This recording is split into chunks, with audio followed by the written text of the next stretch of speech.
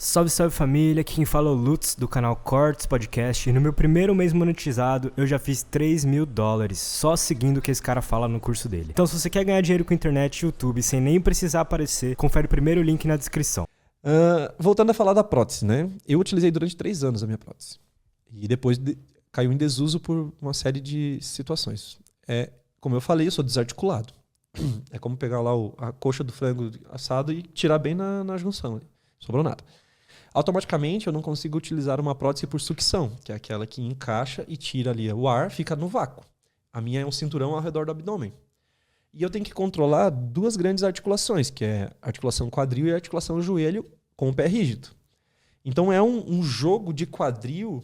Então tu tem que jogar o quadril para dobrar o joelho, para daí erguer o quadril, ele ir para frente. Nossa. E dobrar. Então é um andar compassado.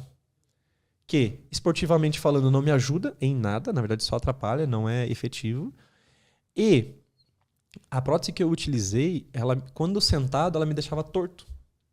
A coluna fazia um anzol, que automaticamente me doía muito. Tanto que na faculdade, quando eu usava, era aquele banquinho de lado, assim, eu sentava só com a bunda que eu tenho. A bunda da prótese ficava no ar.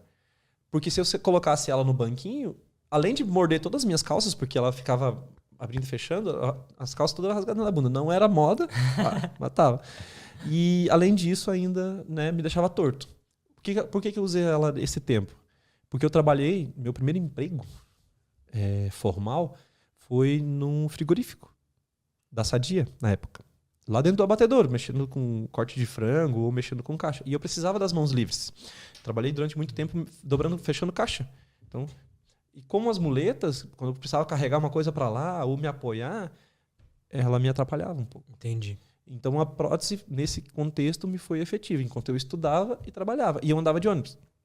Quando eu passei no concurso, a vida melhorou um pouquinho, comprei meu carrinho, e aí eu passei de um trabalho em pé para um trabalho sentado na prefeitura, e de uma viagem num ônibus geralmente em pé para uma viagem sentada. Então ela se tornou totalmente obsoleta.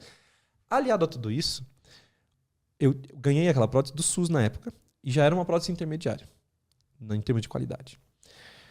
E ela era por ser intermediária, ela era para alguém sedentário. Ia usar 2 horinhas e ia largar. Eu chegava a usar 14, 15 horas durante o dia. Caralho. Eu andava 12, 13 quilômetros por noite. Mas eu não trabalhava, quer dizer, eu não trabalhava como vocês estão pensando à noite. Eu estudava à noite, o curso de geografia, saía 11 horas do trabalho, da universidade e começava 00:30 na Sadia. Trabalhava no 3º turno. E depois, 6:30, 7 horas da manhã, eu ia para casa. A Sadia era perto de casa, 2 quilômetros. Então eu calculava, eu tinha que sair de casa, pegar o ônibus, descer num ponto, andar até a faculdade, andava na faculdade. Eu calculei tudo, tá? Andava na faculdade, pegava o ônibus, descia na frente da empresa. Da frente da empresa até o vestiário era quase 1 quilômetro. Andava dentro da empresa e depois, muitas vezes, eu ia embora a pé ainda. Então chegou uma vez a dar 14 quilômetros. 12 horas, 14 quilômetros. Então, essa ferramenta, esse atrito deixou ela totalmente desgastada. Tanto que, assim, ela tem que fazer esse movimento, ela estava fazendo esse movimento, ela estava fazendo um zigue-zague no jogar a perna, porque a dobradiça estava totalmente gasta. Putz, entendi. Uma Ottobock alemã, caríssima, nem tinha mais aquela peça, porque ela, depois de 3 anos, ficou obsoleta, aquele encaixe. Ela tá lá em casa, embaixo da cama baú até hoje. Virou um souvenir da época, né?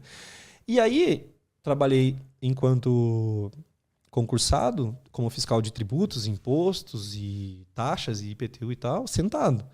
Pouco ficava em pé, a muleta era muito abrangente. Quando virei atleta, aí é que ela se tornou obsoleta, porque a prótese, no caso. Porque aí eu precisei fazer uso da perna, com ela não utilizaria nos treinos, então... Hoje em dia, eu acabo, até por conta da esposa, ela quer andar de mão dada comigo. Eu não sei por que as mulheres querem andar de mão dada com o homem, não tem necessidade. Mas ela falou assim, eu quero entrar num dia do nosso casamento de mão dada. Então, vou ter que comprar uma prótese. Daí ela compra, quanto é? 180 mil. Deixa quieto. E nem é igual aquela lá do filme. Então, aquela lá do filme é milhas e milhas distantes, na verdade, não é nem dinheiro, né? Aquela lá foi um roteiro criado há uns 6 anos atrás, que caiu na mão do Afonso Poiá e ele decidiu produzir, ficou bem legal. Ficou bem instigante, né? Procurando instigar como que vai ser daqui 30, 40, 50, 80, 100 anos, ou quando a tecnologia estiver apta a fazer essa integração orgânico-artificial, né? Eu acredito que vai chegar. Já existem pesquisas, né? Existem pesquisas, acho que em Israel e nos Estados Unidos, mas muito caro, né, cara? Muito caro. A pesquisa é cara, imagina como é que vai ser depois, né? Então tem que ter essa integração, ser benéfica, tem que popularizar para que as pessoas realmente utilizem, né? E a ideia do Próteses foi criar essa ideia, essa linha, provocar. Tu não tem ideia de quantos amputados vieram assim, mano, onde é que tu conseguiu essa porra aí, manda pra mim. Nossa! Peço até desculpa pra todo mundo assim que se sentiu enganado por algum instante, coisa assim, porque surreal, literalmente. Porque parece muito real, Parece né? muito real, parece muito real, assim. E o jeito que é feito ali, o roteiro... A produção foi muito boa, né, cara? Eles conseguiram pegar foi meio que foi um documento científico, né? Começou como documentário, contando a minha vida, e aí no meio virou uma ficção científica. Isso que eu achei interessante. E virou ficção científica, assim. E a ideia do Próteses, ele é um piloto, né? Ele foi um teste, um piloto, para oferecer para as grandes produtoras e quem quiser, né, busca de recurso, para que seja feita um longa-metragem. Então foi feito um curta como piloto para o longa. O curta é como se fosse um prólogo. E aí o longa vai acontecer depois que aquela tecnologia testada, entre aspas, em mim, estiver popularizada. Uhum. E aí vai ter toda uma questão de discussão de ética. E as pessoas que vão arrancar o braço para botar um melhor. Né? Aí tu já começou a pegar o fio da meada, entende? Vai ter um monte de discussões. Cara, que foda.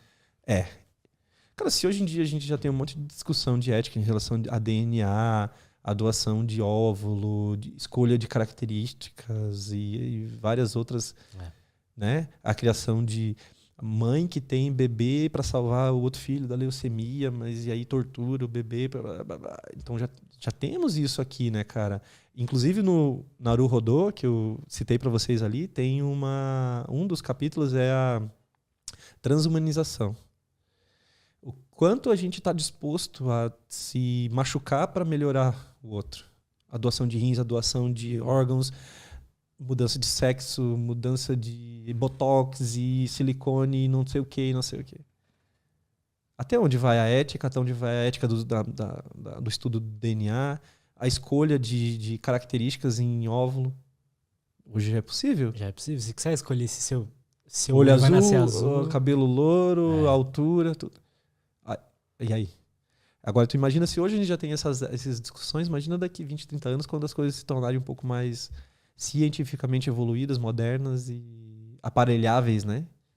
Cara. Já pensou daqui a pouco tu em casa, com a impressora 3D, tu pode produzir uma prótese pra ti que, se você não tiver uma... impressora 3D. Eu vi. E que vai te deixar um super-humano. E aí? Eu acho controle... se eu tivesse a opção... Vou entrar na loucura um pouco aqui. Se eu tivesse a opção de ter pernas mais longas, eu ia querer, entendeu? Sim. Então... Mas tu ia querer elas torneadas ou fraquinhas? Não, eu ia querer que elas fossem, sei lá, que fizesse eu pular muito alto, que dasse um chute muito forte. Tudo é possível, né, cara? Vai do quanto a tecnologia proporcionar, etc. Né? E aí a gente fica... Eu acho que o principal, assim... é a discussão da ética, né? O quanto isso vai interferir, se é positivo ou negativo, e até onde as pessoas vão para, teoricamente, conseguir aquele benefício, né? E, pontualmente, como eu disse, as pessoas me procuraram para saber onde eu tinha conseguido e quanto custava e como é que poderiam também conseguir aquela prótese, que infelizmente não é real. É só o fruto da criatividade da produtora, né? Do produtor e do cara do gráfico lá, que é surreal, o Rodrigo. Nossa, eles mandam muito bem no 3D lá. Foda. E aí, além dessa discussão, né? Eu que tive que dizer que não é real, há também a discussão de como é que vai ser lá na frente isso dentro das competições, né? E como que é hoje? Sabe como é que é a utilização, as regras de uso de prótese hoje? Não. Mas tem. Por exemplo, as próteses elas têm que ser, ou os equipamentos que se utilizam que é utilizado, que é permitido para competições, elas têm que ser totalmente mecânicas. Não pode ter nada eletrônico. Que possa fazer você ter um impulso maior. Porque imagina, assim, tu coloca lá um motorzinho eletrônico com 5 HP e o outro coloca 6. Quem que vai ter vantagem? De 6. Entendeu? E aí isso lá na frente. Qual que vai ser a... Podia ter uma outra categoria, né? Aí Pô, mas daí tu já tá com dificuldade. Já tô aqui dizendo assim, ó, amputados do meu Brasil e do meu mundo, venham fazer salto alto. Tu quer dividir mais, entende? Que é complicado. Total. E assim, quem que vai ter acesso a esse recurso? Ixi, vamos dizer que um dia surge um motorzinho que colocado na prótese e o cara vai correr abaixo dos 10 segundos. O recurso vai estar na mão de quem tem recurso. E tipo aí Fórmula 1. Tipo Fórmula 1. Mas aí na Fórmula 1 eles estão ainda criando alguns subterfúgios ali para dar uma nivelada. E aí realmente a inteligência e a qualidade específica de cada montadora que coloca eles em coisa, né? Mas tem um padrão. É o que eu disse, vai daqui até aqui. É o que acontece comigo. Daqui até aqui é a classe. Daqui até aqui tá dentro da regra da Fórmula 1. Daqui até aqui tá dentro do que pode acontecer lá na frente. Então, e mais uma coisa que o prótese acabou gerando nessas questões. Por que não é utilizado um motorzinho na prótese do cara que não tem um joelho, por exemplo? Porque não pode. Ele é mecânico. Ele tem ali uma questão de hidráulica, para questão de amortecimento e ida e volta, mas é mais ele jogando a prótese para lá e para cá do que um dispositivo. Tem que ser uma prótese específica para o campeonato, tipo uma mais leve? Tem que ser uma prótese que aguente a corrida, né? Não dá para colocar qualquer cano de PVC ali que na primeira pancada no chão ela vai destruir, né? Então é fibra de carbono, é caríssimo. Uma lâmina daquela é 30 mil reais. 30 mil reais. E aí, meu querido, quebra? Dependendo da força que o cara colocou, dependendo da idade, dependendo de como foi feita aquela lâmina, como que foram as camadas de carbono sobrepostas ali, ela quebra. E aí? Quem é que tem 30 mil para tirar? E aí isso acaba trazendo à mente os choques culturais também, né? Em 2014 eu fui para um meeting lá, um festival paralímpico no Arizona, Estados Unidos. E cidade de Mesa. Cara, tinha criança com 12 anos de idade usando prótese, lâmina. Usando cadeira de corrida. Lá por eles deve ser, sei lá, 3 mil dólares, 5 mil dólares. Mas não é nem isso, é o quão acessível é. Uhum. E o quão esse lado de tornar acessível é importante para eles. Porque isso mostra para a criança que é deficiente que ele pode também. Enquanto aqui a gente tem as famílias escondendo as crianças com deficiência, lá eles expõem. Enquanto aqui as crianças estão na escola sendo deixadas de lado pelo professor, porque não tem ferramenta, não tem estrutura, não tem conhecimento ou não tem vontade, lá as crianças são estimuladas. A minha esposa, em 2015, enquanto eu estava em Toronto, no Canadá, ela estava em Nottingham, na Inglaterra, no Mundial de Pessoas com Paralisia Cerebral, que nasceram, né, com falta de oxigenação e tal, e tiveram lá sequela dela. Os nossos, dificilmente você vê uma pessoa com paralisia cerebral severa autônomo, que vai e volta, que conduz a cadeira, que tem uma boa elasticidade, envergadura para pegar uma coisa quando cai, etc. Raramente. Lá todos. Cadeira motorizada, se comem sozinho. Por quê? Estimulação precoce. Identificou que nasceu com paralisia cerebral e aqui, ó, fisioterapia, hidroginástica longa, corrige, alinha até a pessoa ficar adulta e parar de crescer, que daí não tem mais o que fazer. Só manutenção. Mas até ela crescer, é possível ajustar o defeito ali que foi ocasionado pela paralisia cerebral, que foi ocasionado pela falta de oxigênio. Enquanto aqui ele é tratado como coitadinho e imprestável, lá ele é melhorado. Ele é colocado numa redoma positiva de atitude, de instrumentos e estrutura que deixa ele autônomo. A minha esposa voltou de lá ao mesmo tempo maravilhada com o que viu e triste ao mesmo tempo, porque isso é uma coisa que é foda, porque tipo, é uma questão puramente cultural, né? Pelo menos o fato de... Sim, tem a questão financeira, que lá deve ser mais fácil, tem. Mas a parte de você ter o cuidado certo com aquele deficiente... É da família, né, cara? Então. É da família. O deficiente acaba virando um estorvo, né? Um atrapalho. O pai queria ir pra praia, mas tem que trocar a fralda do menino ou dar comida porque ele não consegue comer sozinho. Só que também existem situações, poucas, mas já presenciamos, por exemplo, um atleta começou a treinar conosco, paralisia cerebral, cadeirante, malemar tocava a cadeira. Determinado momento, 2, 3, 5 meses depois, não lembro direito, meu técnico começou a colocar ele em pé. Ele tinha um pouco de força nas pernas, e em pé, apoiado numa bola suíça contra a parede, se equilibrando. E fez um pouco, até ficar sozinho. E ele, feliz da vida, colocou um vídeo no grupo que a gente tinha lá no Whats, que a mãe dele viu. Na hora ligou pra ele: professor, o que tá acontecendo? Eu tô vendo meu filho em pé. Aí meu professor, todo emocionado, achando que ela ia agradecer, aí ela: não faça isso, que se o governo descobre que ele fica em pé, ele vai perder o benefício. Nossa. Melhor que ele fique na cadeira, inválido, inativo, inoperante, imprestável. E não é nenhum nem dois, cara, que a gente encontra com situações assim, que utilizam-se, né? Aí a redundância, utiliza o aleijado como uma muleta, né? Como muleta. Como apoio. Eu nunca tinha pensado nisso, mas faz total sentido, né? E aí a gente vê no dia a dia muitas situações assim de... E talentos, né, cara, que a gente acaba desperdiçando, porque se você estimula precocemente uma pessoa, ela vai evoluir. Pode não virar um Flávio Reis, atleta paralímpico, 3 Paralimpíadas, indo pra 4ª, se tudo der certo. Não pode ser que não vire, mas ela vai melhorar qualidade de vida, autoestima, concentração, foco, dedicação, responsabilidade, cara, isso é sociabilidade. Né? Sociabilidade, ela vai estar entre pessoas com deficiência, então não vai ter por que ela vai reclamar. Por que ela vai reclamar que não está conseguindo fazer se do lado tem outro que também não consegue fazer?